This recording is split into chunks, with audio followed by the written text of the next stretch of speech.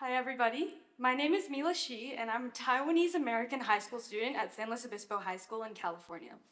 I am beyond excited and incredibly grateful to be standing before you all today, but before I dive into my climate action project, I want to share a bit about the spark behind my journey with PGC. So when the pandemic hit, I found myself with extra time to experiment and explore my interests with plants and research native species in Southern California. One plant that really caught my attention was Ceanothus, a flowering shrub known for its high concentrations of saponins, which are natural compounds that have been used as natural soaps for centuries. Learning about plants, their traditional uses, and sharing that knowledge with my friends sparked a growing passion for botany and the potential of native plants that can be used as natural alternatives to chemical-filled products. At the same time, my grandmother and I started planting fruit trees in our backyard. It became a bonding experience, and I was thrilled whenever we harvested our first crops. My family had enough guavas, peaches, and passion fruits to share with our whole neighbor for an entire month.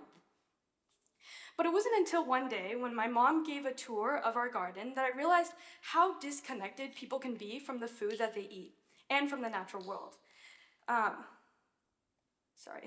My mother referred to our peach tree as a watermelon tree, which of course was hilarious, but also pointed to a larger issue, that many people, especially in urban areas, have lost touch to where their food comes from. Without nature in their daily surroundings, they become disconnected from the reality of how vegetables and fruits are produced. This experience inspired me to join PGC. I wanted to challenge myself, deepen my environmental knowledge, and find ways to teach other people about the importance of protecting our planet.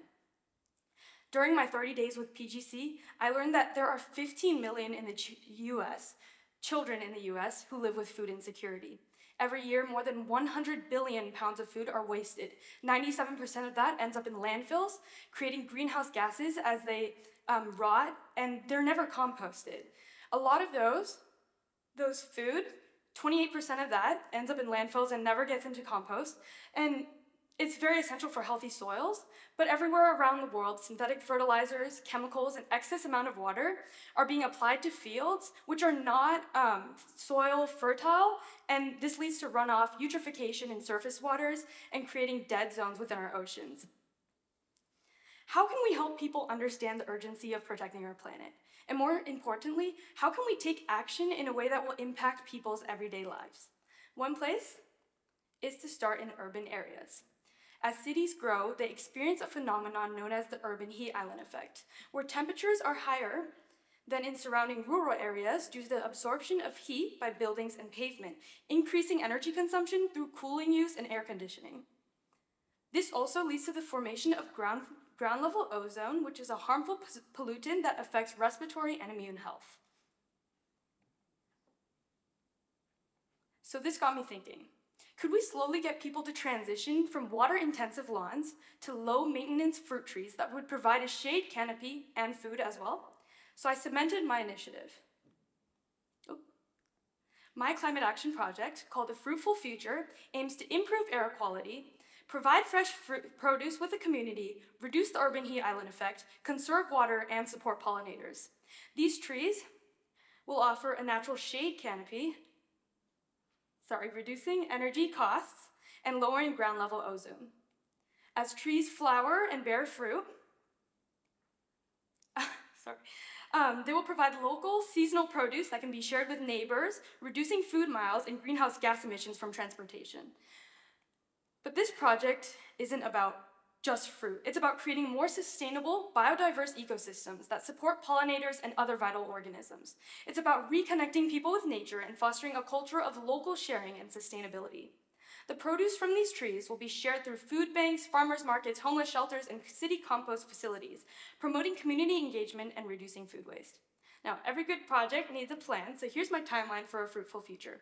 I'll begin by targeting areas in San Luis Obispo that lack adequate tree coverage and survey the community to gauge interest. This phase will involve assessing the local demographics, measuring air quality and temperature, and documenting pollinator populations to better identify strategic areas to plant trees. I'll research the costs of tree upkeep as well as other success stories of planting fruit trees through communities. Organizations that include City Plants, which is located in Los Angeles, about 4 hours from where I live, Tree People, an organization based in Southern California, also where I live, and the Fruit Tree Planting Foundation, which is an international initiative aimed at bringing fruit trees to neighborhoods. These are all things that I want to partner with. Okay, phase 2 is where the real transformation begins. I aim to connect and build relationships with these key organizations, as well as the local government and committees. I want to conduct interviews with community partners and experts to identify areas and strategies where trees could be realistically planted, like schools, community gardens, and in residential neighborhoods. I'll replace water-intensive lawns with fruit trees that provide shade and fresh produce. I'll offer free tree planting services, compost bins, and educational resources to help residents transition into more sustainable landscapes. The goal is to create food forests that provide aesthetic, environmental, and community benefits.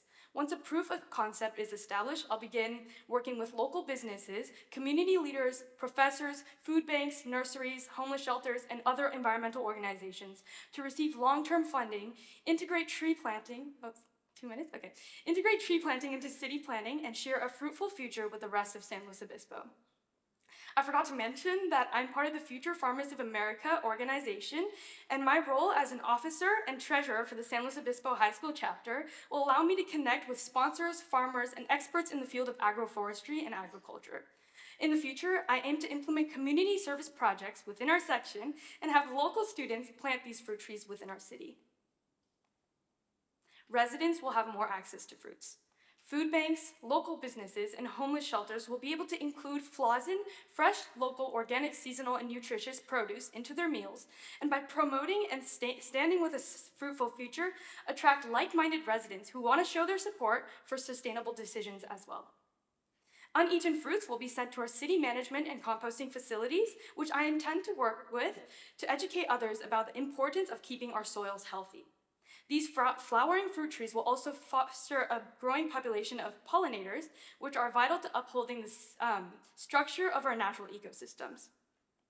The final phase is about documenting the project's progress, sharing success stories, and encouraging other communities to adopt similar initiatives. By highlighting the benefits of transitioning from traditional lawns to fruit-producing landscapes, we can inspire people to make more sustainable choices in their own lives. Changing policy is truly a people-centered project, and the support of all members is crucial to changing the world for the better. Ultimately, this project isn't about just planting trees.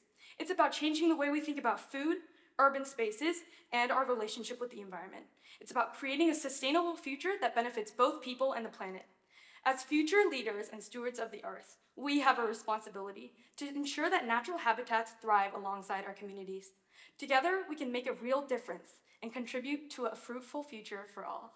Thank you so much for listening.